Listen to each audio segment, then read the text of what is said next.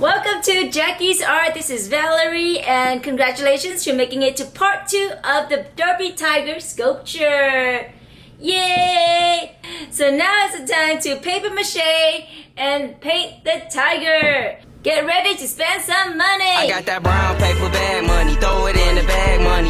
In the description below, I listed you all the products that you need.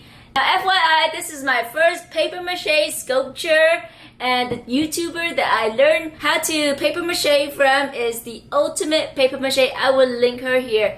Give her a follow. She's a nice lady. OMG, I forgot one important detail. This derpy glows. Take a look. Yes, yes, yes, yes.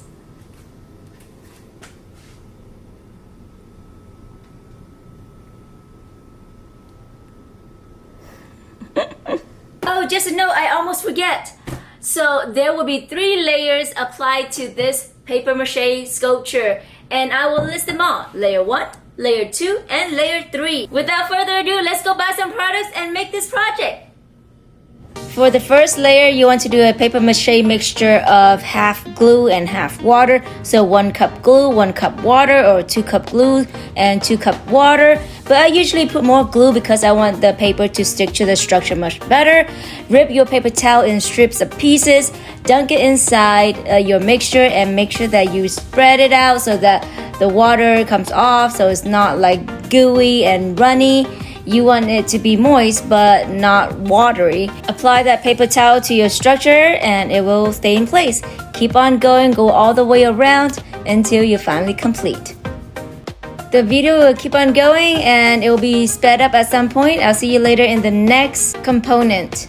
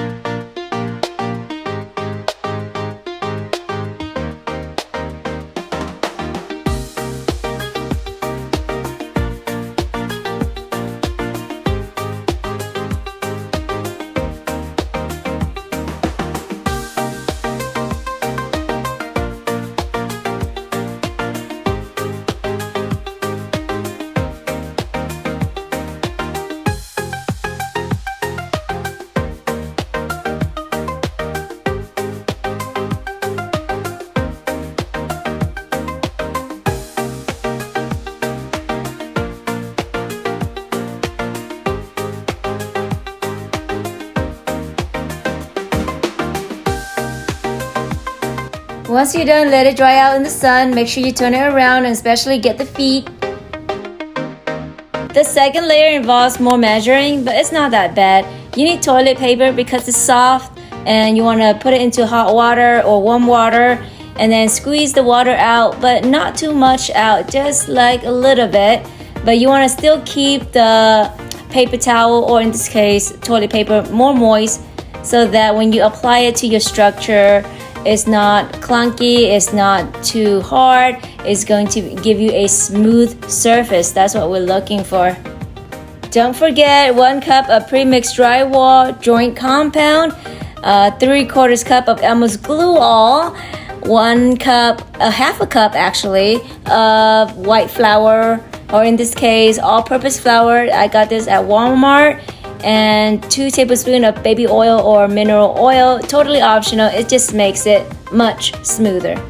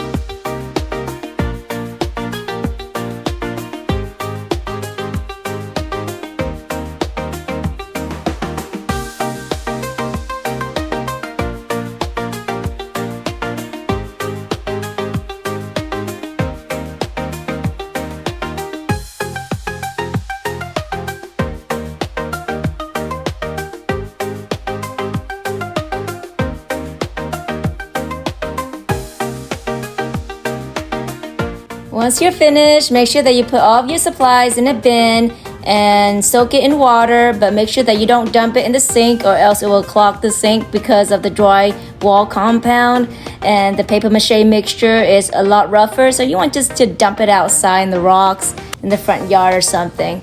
So anyways, now that you have your new mixture for layer number 2, you want to spread it with a knife, and you may use your hand at some point too, but the knife would be nice because it gives it that flat surface, or a credit card that you don't use anymore, or anything else.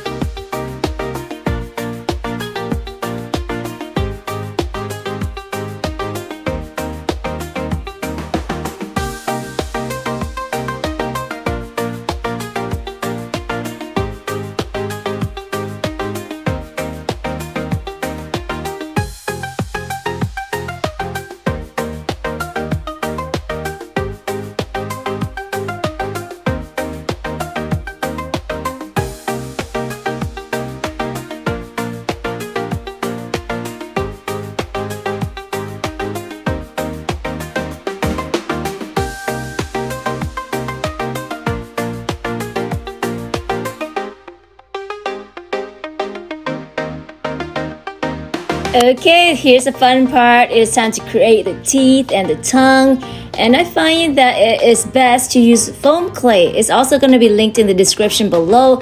I was thinking at first to use air dry clay, but thinking about it, it's kind of heavy and it might just fall off. But foam clay works so well. It sticks to the surface and it's just overall a very nice feeling, and you can mold it in any way that you want.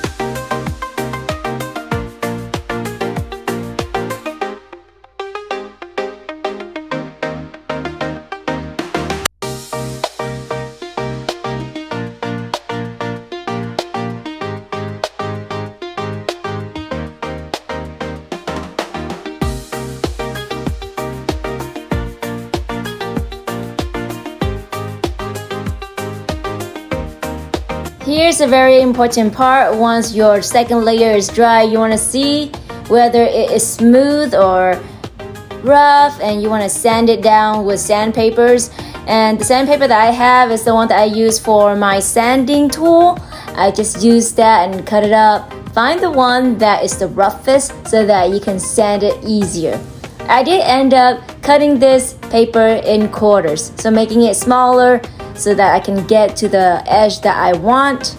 Also, later on in the video, you'll see that I use a nail file to file down the rough edges as well. My nail file is pretty rough, the grit is strong. Maybe you can find something as strong, or anything in the household is perfectly fine.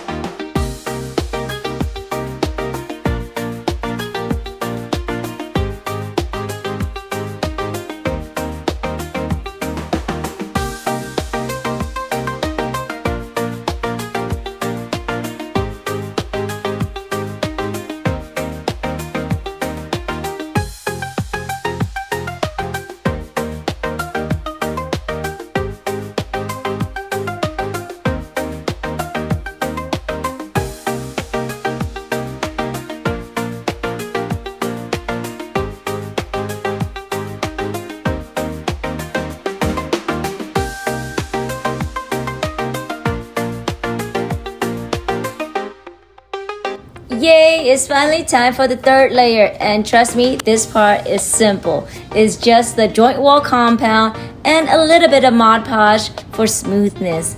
You just need a little bit just to separate the Drywall Compound a little bit, mix it all up, and you'll see that it's smoother than the original drywall that you have. Even though the drywall itself is already kind of smooth, but you still want it to flow a little bit easier. This mixture will be applied to layer 3, the top layer, to give it a continuous smooth surface. So if anything that you sand down that is not completely flat yet, this one will make it flatter, fluid, and it will make the paint job a lot nicer.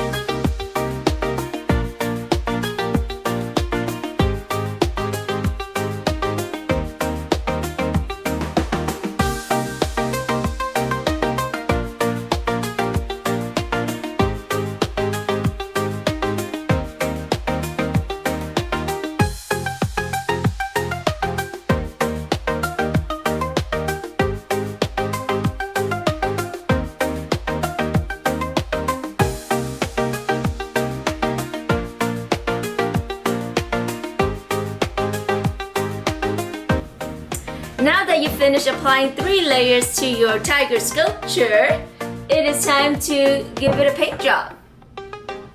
So here you go. Now you can look at the paint process slowly as I talk through it in the live, in which I will link for you below or at the end of this video. Now on the next video you will see the paint process sped up in a time lapse.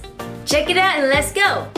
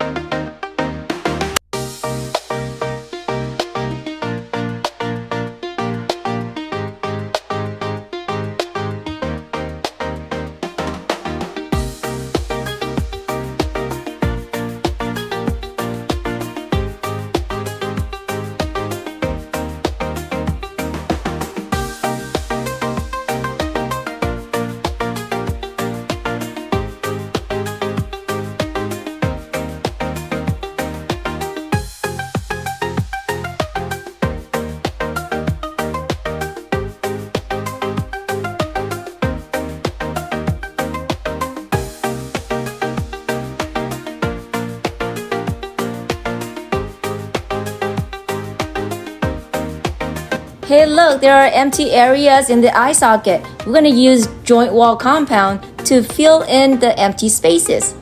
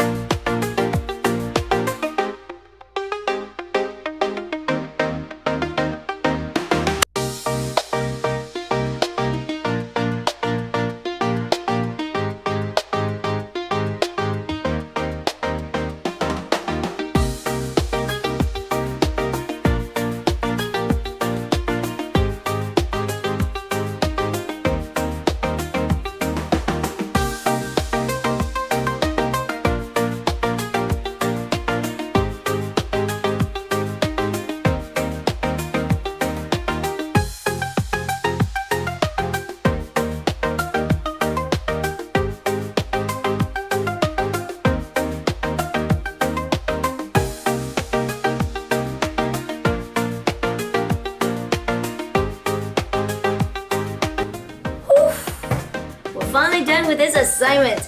If you like this project, make sure you give it a like, subscribe, and share for more. Also, let's see what this vase can do. I just knocked this off. Let's see what this vase can do. Alright, if I take this off, I can put in some paintbrushes instead. So Derpy can hold on to my paintbrushes. This is not cool. Let's turn him around. Derpy the paintbrush holder. Yeep. And if I still like my flower, I can put it back in. There we go. Nice. Very fancy, fancy. Hi, Derpy.